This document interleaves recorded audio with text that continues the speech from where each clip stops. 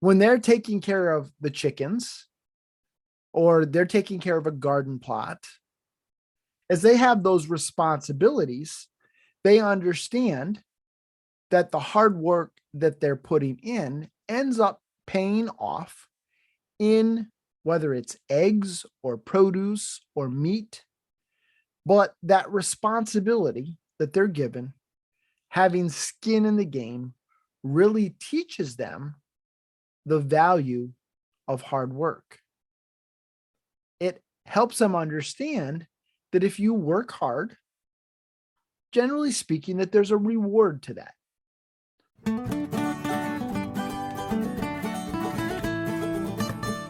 This is the Homestead Journey Podcast, the podcast dedicated to the pursuit of self-sufficiency, self-reliance, and sustainability. This is episode number 124 of the Homestead Journey Podcast. Welcome, welcome, welcome, everyone. My name is Brian Wells. I am coming to you from 3B Farm and Homestead here in beautiful upstate New York. Folks, it has been a wet one here on the homestead this week. Lots and lots and lots of rain. I find it hard to complain about rain in that when you want it, you don't get it. And when you get it, I can't say you don't want it, but maybe not quite as much. It has been a wet one here, folks. The last several days, lots and lots of rain, which means my pig pens and my chicken runs are a soggy, nasty mess. And when you couple that with not having a truck with which to bring wood chips up to those pig pens and runs, it's a little stinky out there right now. So I'm probably going to have to just go ahead and come up with some sides or something for my utility trailer, just so I can haul some wood chips up here, top those off, just to add that carbonaceous diaper to those runs, because boy, it is a little smelly out there right now, and I don't like it. But it is what it is. That's spring here in beautiful upstate New York. And anyhow, I always talk a lot about the weather in my opening segment. I don't know why, because you really aren't tuning in for a weather report, but that's what's going on here on the homestead. But we did get some things done this week, some exciting news to report, some not exciting news to report. So let's jump right on over to this week's homestead happenings, and I will bring you up to speed with what we've been doing here on the homestead.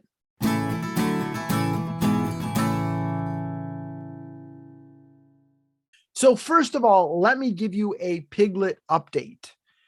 Bet Swine, the third sow here on the farm, did go ahead and farrow this week, which was very exciting. She had 5 piglets, but unfortunately we are down to 3 from that litter. So it's been a run of bad luck here with piglets on the homestead this spring.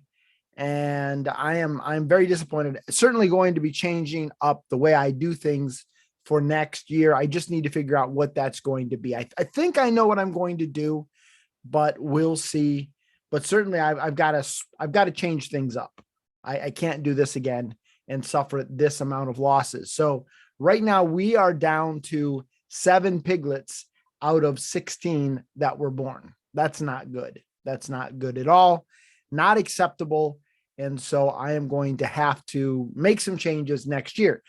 Very exciting news, though, to report that the piglets that we have on loan, on permanent loan over at Beardsley Zoo in Connecticut, one of them farrowed this week, and the other one is supposed to farrow. If they haven't farrowed by now, the farrowing is imminent, they tell me. So very excited about that. I had hoped to go down and see them this coming week, but they asked me to delay my trip because they do like to give the moms a week with the piglets before they kind of introduce anybody from the outside. And I will definitely go ahead and honor that request. So when I do have the opportunity to head on down to Beardsley Zoo, I will do so, and certainly will be sharing pictures and video on all of our social media accounts. So if you don't follow us there, check us out on Facebook, Instagram, Float even. I'm over on Float now, and all of those links are in the show notes. Another bit of pig news to share, and that is that my boy Bear was a bad boy this week.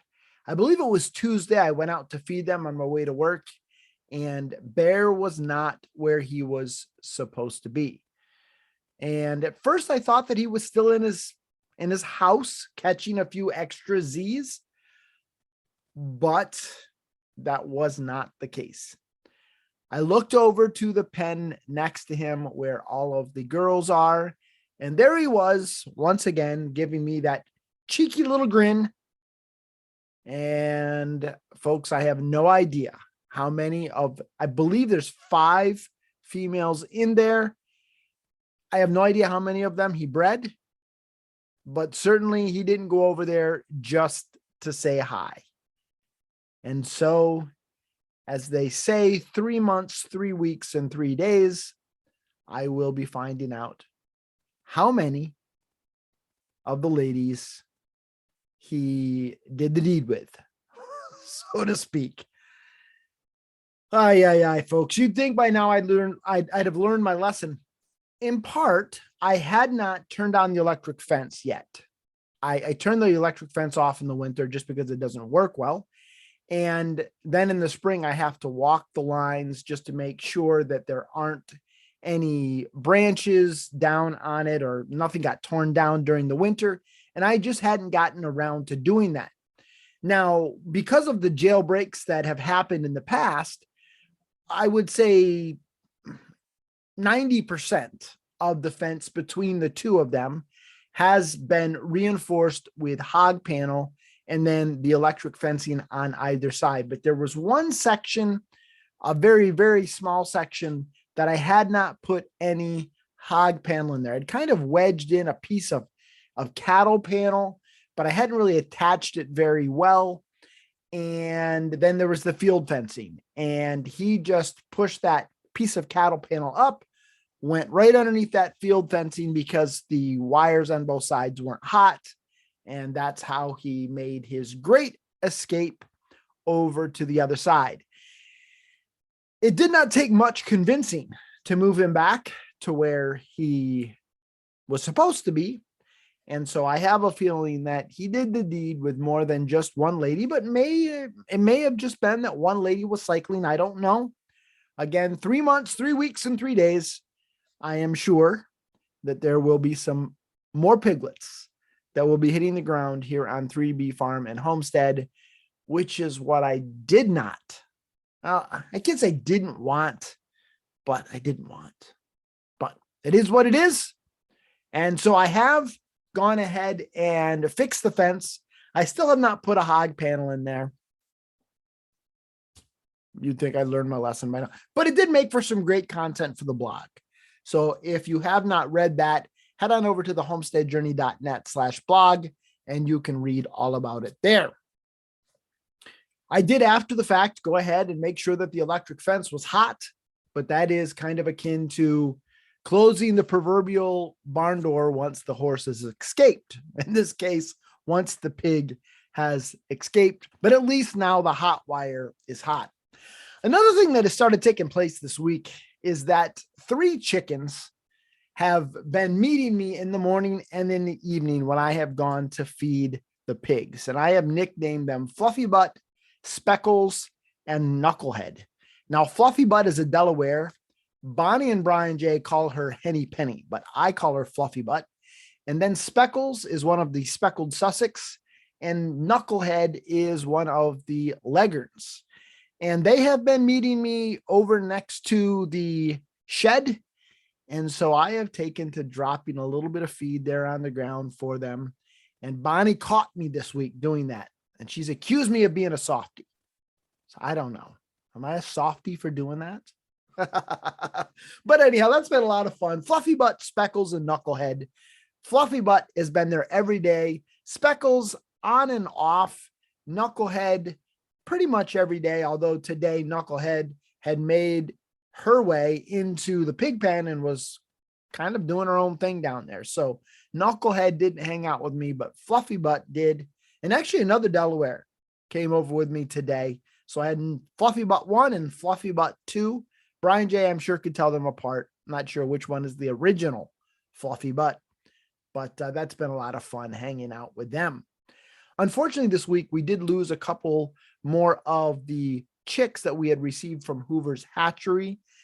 I don't think we've done anything wrong here. I was talking to a friend of mine. She got some chicks from Hoover's hatchery, although through the local farm store, and she went from 9 down to 5 this week. So I don't know if it's just the stress of this time of year, or if it's the hatchery. I don't really know, but it is what it is. The rest of the chicks do seem to be very lively, running around. It's a lot of fun, starting to get their feathers in. And so we'll be enjoying that process as they grow up over the next several weeks and months. This week, we also officially got out of the rabbit game. Now, I had been sharing with you that I had one doe left, one freeloading doe left. Chelsea was the name that Brian J had given her. And I just had not been able to bring myself to send her over the rainbow and put her in the freezer. And so she was living out her days here in a cage on our homestead. I kept feeding her, even though she really wasn't doing anything for us except for producing manure. Well, this week, a friend of mine put out a post on Facebook asking for rabbits. And I reached out to her and said, hey, I have got one. Are you interested? Now, my friend actually has a riding stable, but she does tours with kids and talks to them about what different animals can provide for a farm. So they have chickens and they have ducks, and they're wanting to do a little bit with rabbits. And so Chelsea went to a great home today where she will be loved and well taken care of. And I'm just excited because we're out of the rabbit game right now. And if I decide to get back into the rabbit game, I'll be doing it on my own terms, not because my dad dropped off 3 rabbits for 10 days, but didn't come back and get them for 10 months. So I'm very excited about that. Very happy that Chelsea went to a good home, and I'm just excited to have my hoop coop back, because now I can take that hoop coop that we had been using as a rabbitry. I can do a little rehab on it. And my plan is actually to use that for our Cornish cross this year, instead of using the smaller one based on the $50 chicken tractor designed by Off Grid with Doug and Stacy. We've increased the number of meat birds that we're getting this year. And so that smaller coop that I had from Off Grid with Doug and Stacy just isn't going to be big enough. So this is really, really great timing for us. Onto the garden. This week, I actually did get some seeds in the ground. I was very excited about that. I got some peas planted, a double row of peas on either side of a trellis up in my Ruth Stout bed. But then we had all of that rain come through. And so some of those peas started popping back up. And so I've had to kind of keep pushing them down. And I'm not quite sure if any birds have been grabbing them as they've been coming up out of the ground. So we'll see what we get. But it was very exciting to at least get some seeds in the ground and officially get Garden 2022 underway. Although I guess you could say we've officially had it underway with the things that we have in the seed starting system.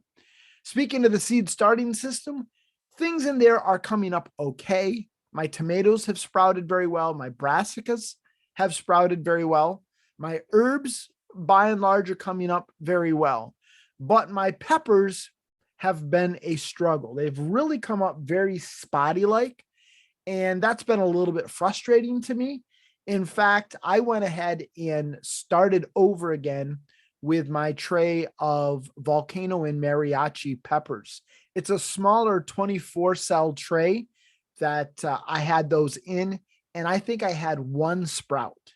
And so I just went ahead and started over again. The seed I had used was from 2018, so it may have just not been very viable. So I went ahead and replanted with some seed that I purchased last year. And so we'll see if the germination rate is any better even though technically speaking, if you go by almanac.com, it really is late to start peppers. But I love volcanoes and mariachis so well because the combination of the two of those peppers really makes this awesome pepper sauce. And I really enjoy making that every year. And so I really like to grow the mariachis and the volcanoes. So I gave it a whirl. We'll see. I don't know if we'll get any peppers as a result. Not even sure if anything is going to sprout. Who knows? It's all an experiment every year, but certainly I've been a little disappointed in my peppers, but the tomatoes, the brassicas, and the herbs have done very, very well. Some of the flowers that I started last weekend are starting to pop up. So that's very exciting. We'll see how many of those actually come about as well. I need to start a few more this weekend of the flowers. I want to get some marigolds started. And so not the best year so far for seed starting. I think I've had better luck in past years, but some things are growing.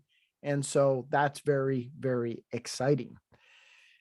One last homesteading thing that I did want to share with you, and I shared this on social media yesterday, and it's not something that to many people would be huge, but for me, this really is a huge thing. And that is that I got some hardware organizers, I guess is what you call them. They're these organizers with little trays in them that you put screws and various odds and ends in.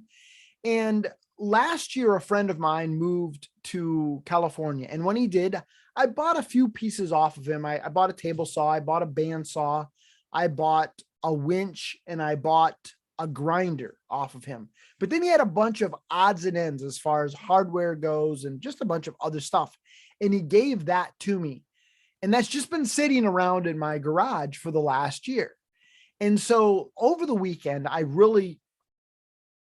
buckled down and I said, enough of this. I need to really start organizing things better because I waste so much time when I'm trying to do projects here on the homestead looking for things. And I shared that with you last week, how I had spent so much time looking for tape measures and ended up having to go out and buy another tape measure because I couldn't find any of the blessed tape measures that I know I have here on the homestead.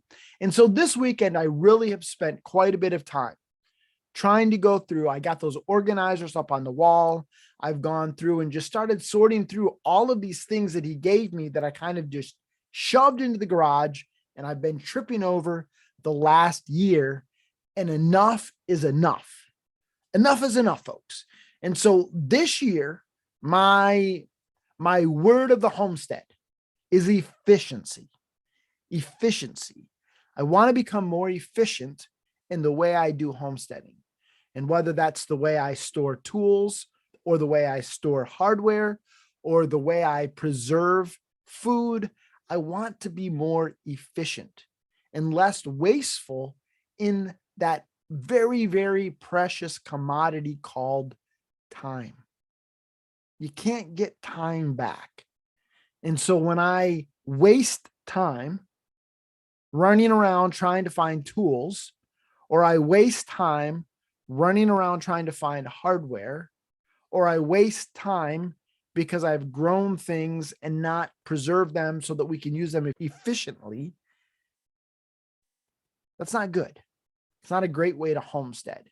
And so that's my focus this year, to be more efficient here on the homestead. And that really has been a big part of the focus of this weekend. Before we head on over to this week's Charting the Course, I did want to go ahead and remind you of the Supporting Listeners program. If you enjoy this podcast and are interested in supporting it, you can do so by becoming a member of the Supporting Listeners program. For as little as $3 a month, you can not only support this show, but gain access to a private members-only community on Discord. There are also 2 additional tiers, one at $5 a month and one at $10 a month, each with additional benefits and perks. So head on over to thehomesteadjourney.net/support for more information and to get signed up today. All right. With all of that said, folks, let's go ahead and jump on over to this week's Charting the Course.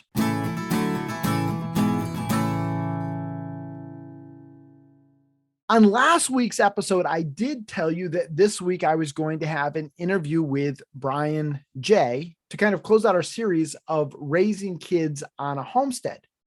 But there is one more topic that I wanted to cover. And so I'm going to do that. And then next weekend is Easter weekend. I'm going to release the interview with Brian Jr. and probably not have a homestead happening segment next weekend, in part because we're going to have family in town for Easter weekend.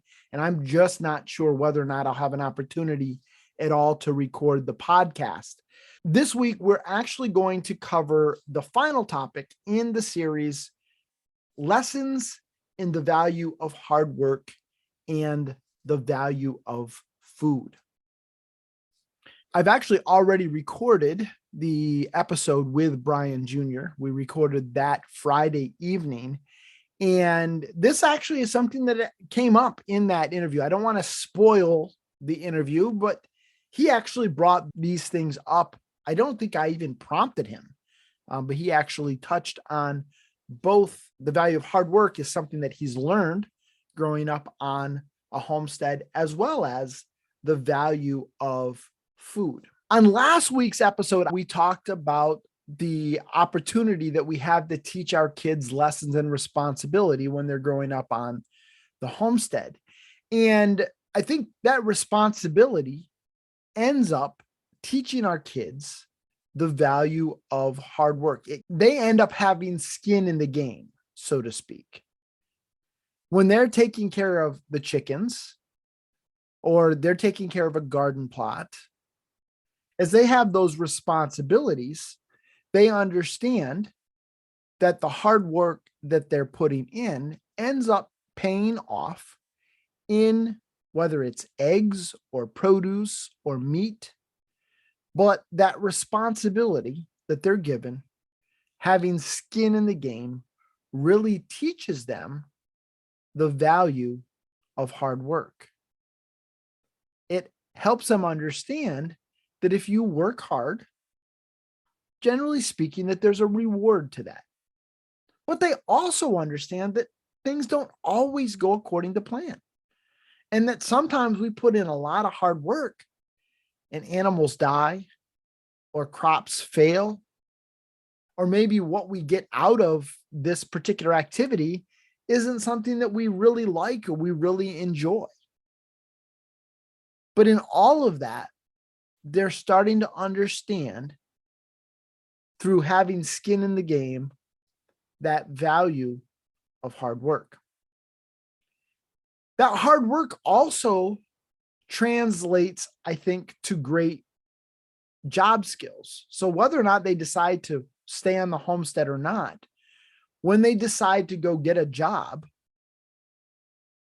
they're going to have a great work ethic. In fact, there are a number of people I know who are in charge of hiring and firing people, and they love to see a kid come in who has been raised on a farm because they understand that that kid knows how to work hard, or at least that's the assumption. That kid knows how to work hard. That kid understands the value of hard work and is going to have great job skills.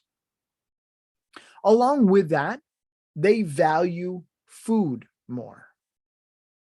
They understand that if they're eating chicken that they've raised, that chicken died so that they can live. And they may not necessarily articulate it in that manner, but they understand that. And so I strongly believe they're going to be less likely to turn up their nose. They're going to be less likely to waste things when they've had skin in the game, when they've personally had blood, sweat, and tears invested into whatever the product is. They're going to understand the value of that food far above and beyond what somebody else who never has been around this lifestyle would have. But it's not even just the food that they are directly involved in raising. One of the things that I'm trying not to spoil next week's interview with Brian Jr., but one of the things that he mentioned is that when you go to the store and you buy food at the store, you also understand that there are people who have invested blood, sweat, and tears into producing that food.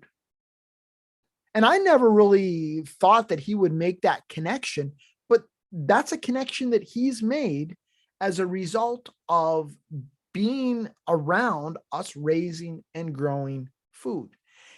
And I also think that it's not even just that your kids have to be directly involved in it, but when they see you, when Brian J has seen Bonnie and I invest a lot of time, effort, energy, money into raising and growing food, there's an appreciation that he's gained through that, through seeing us and our work ethic and the emotional toll that sometimes it's taken on us.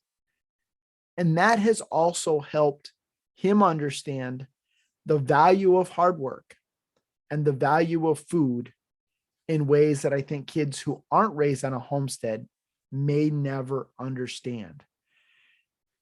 So this week's Charting the Course is a little bit short, but I did definitely want to cover that. I think it's very, very important that we're teaching all of these lessons to our kids. I don't want to spoil next week's interview. I haven't gone through and edited it at all, but the conversation that he and I had, I really, really enjoyed.